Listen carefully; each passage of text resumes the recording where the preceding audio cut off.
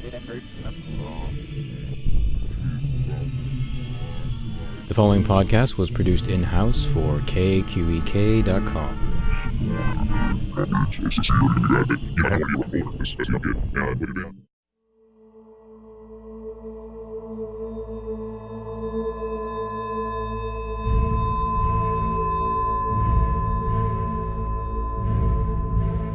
After a bit of a gap, I'm back with several podcasts this week, the result of time-sensitive interviews and some prior pieces that were put on hold after a move in early August, and setting up the home office to do some video work. The first set of audio-only interviews are with the composers of Tim Burton's latest film, Miss Peregrine's Home for Peculiar Children, the first film not composed by Danny Elfman since Howard Shore's work on Ed Wood in 1994. The first interview is with American composer Matthew Margeson, whose background includes arranging, orchestrating, and expertise with electronic instruments.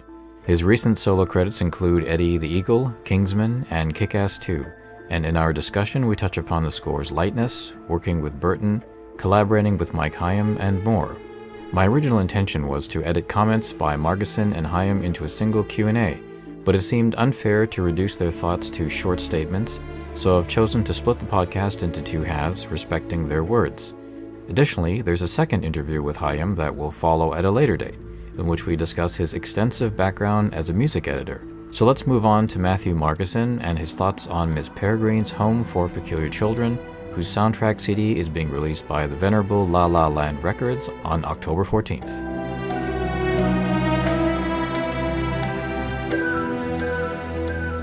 There's a decisive lightness to the score, and I wonder if you can describe how you came up with your instrumental palette for Miss Peregrine's School for Peculiar Children.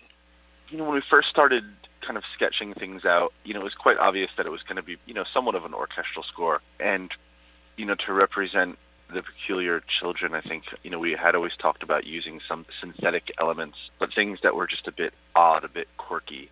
Some of the stuff is a little bit unconventional, and very early on we did a lot of kind of sampling and overdubbed sessions of like guitar pads and just some weird kind of solo vocal things vocal like gestures, just like solo male kind of voices doing just weird gestures. It's kind of the only way I can describe it. And we took those audio recordings and kind of, put them through the pipes and made them into different sounds that sounded a bit more unnatural, if that makes sense.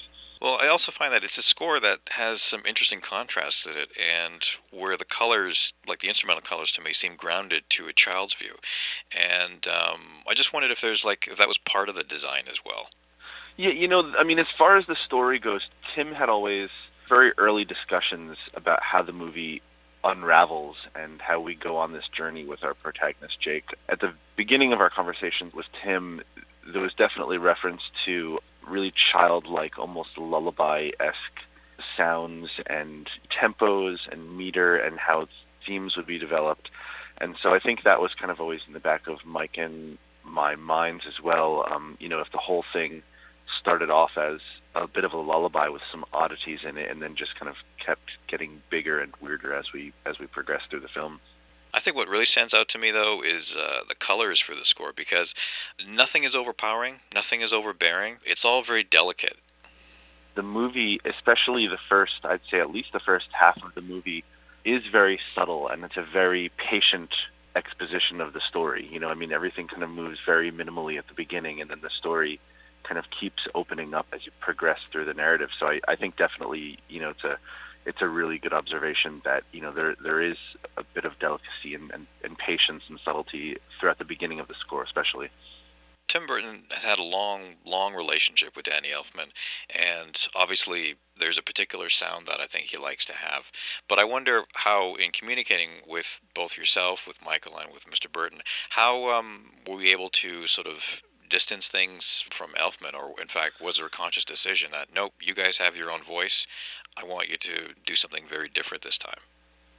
When I first got involved in the project, Mike Higham made a statement. It had a lot of truth to it at the time, which was that Tim wanted to give us a pretty long leash on this creatively. The last thing Mike and I wanted to do in going into this thing was, well, let's sound like Danny Elfman, because we were hired for a reason, and we want to bring what we can bring to the table.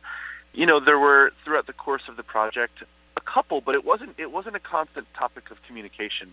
Danny Elfman of it all. I mean that's a relationship that even so influential to movie making and to film composers and directors in general. But there was a couple moments in which if we got a bit too close to sounding like Danny, then Tim would raise the point and we'd maybe find a different way to do things, or he would say, oh no, bring what you guys can to the table and let's get away from that sound. So it wasn't a reoccurring theme. It wasn't like we had to hammer that kind of bullet point in writing the score into our heads, but we were conscious of it, a bit, especially in starting and kind of coming up with our palette and our colors and our sounds and stuff like this. And then I just wonder if you can describe what's it like composing first as a solo and then also as a team, because it's unusual to have composing teams.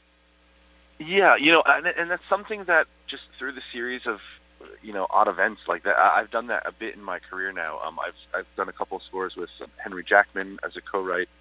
There are pros and cons to both methods. I mean, doing scores on my own, you have just, except for say director, producer, editor, whoever's kind of on the production side of things, you have a lot of it's just you in a room with a computer and some paper and pencil by yourself. So it's a bit daunting, and but also you have a sense of freedom that comes with that. But the beautiful thing about collaboration is that in this example with Miss Peregrine, I could be in my studio writing a piece for a scene, and Mike could come in and we listen to it together, and he might have one note change or a suggestion about what to do here, and it's something that I might not have thunk of. So, and it inherently would either make the film or the scene better or function differently or change the perspective or something. And sometimes and I would do the same thing when he was writing a piece of music. Sometimes those things would work out, and sometimes what you had was actually great. But the beautiful thing is that you get a different perspective, and you get to kind of try different ideas that you wouldn't have thunk of on your own. Are there any specific composers that you find influential? Because to me, especially in the opening track, one composer that stands out is John Barry, and I think the reason his name comes to my mind is the use of brass in the score. Yeah, the use of brass in the score, and with the Miss Peregrine main theme, which is really prevalent in the opening track, the main theme actually, if I can geek out for a second, it harmonically outlines a chord, so to speak, that Barry uses quite often and is really kind of cliche in a 1960s James Bond scenario. And so that wasn't something we consciously decided on, but it was just that's the way when we were kind of developing the tune that it was just odd enough to be right on the odd meter for this film. And as far as other composers, I mean, I don't think I'd be surprising anyone with a list of composers that I really find influential. I mean, obviously John Williams and Danny Elfman and Hans Zimmer and kind of all the greats and of guys that were composing scores when I was kind of getting exposed to movie music and finding a little seed of interest in my life.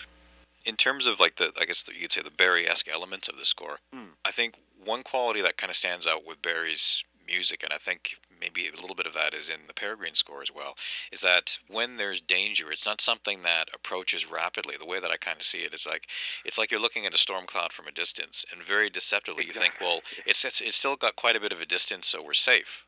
But it just kind of moves a little faster than you expect it to, but it's still very discreet. Yeah. And then when it finally hits, it's not a loud clamor. It's something that kind of eerily envelops.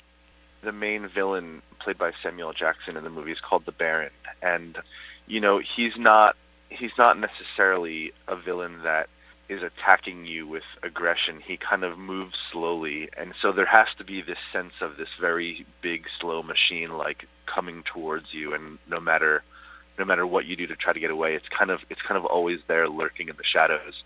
And his kind of henchmen through the film are these terrible looking monsters called the Hollows, and they're invisible. You can't see them. So that's kind of part of also the very patient dangers that you never know if they're standing right behind you, and you never know if they're kind of in the same room with you.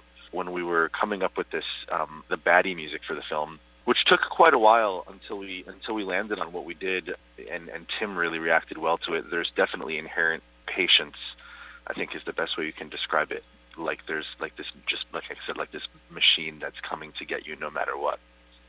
From films to video games, you've written music for a variety of projects, and I wonder if both the variety of the subjects and cases where you were the co-composer helped refine your skills, especially in terms of being able to write music under pressure and with pre-existing elements by other composers.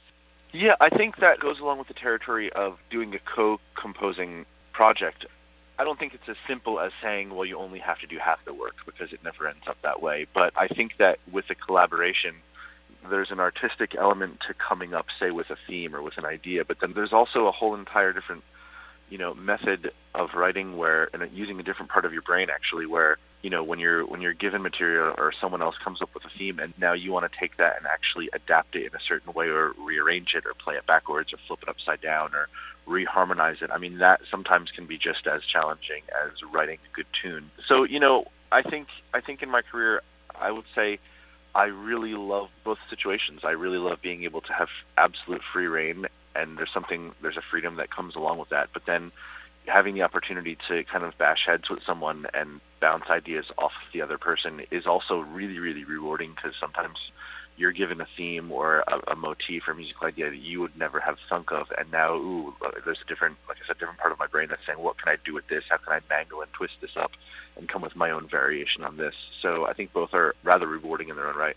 And then just my last question is just in terms of your background with electronics, because I noticed that Miss Peregrine does include really subtle uses of electronics. And I wonder if you can briefly describe your own musical background and familiarity with contemporary and perhaps even vintage electronic sounds. My own musical upbringing, I would say the use of electronics was probably pretty minimal until I would say my late teen years, when I started really getting into synths. And at the time, it wasn't necessarily vintage synths. It was more stuff that was, samplers and synthesis that was kind of current contemporary at the time. And as I grew up on the East Coast of the U.S., and then when I was 22, 23, I moved over to the West Coast to L.A., and it was probably in my mid-20s that I started listening to a bit more experimental music, the type of things that you'd hear on like NPR at 2 a.m., and kind of getting an interest in that, and started collecting some older, synthesizers and modules. And so I think, I don't think that has happened until probably the past like 10, 15 years of my life. But I'm glad it did, inevitably, because it's kind of it opens you up to a lot more colors and a lot more, ways of thinking about music.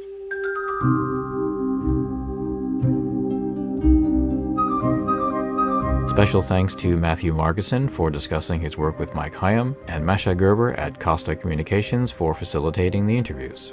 The soundtrack CD for Miss Peregrine's Home for Peculiar Children is being released by La La Land Records on October 14th.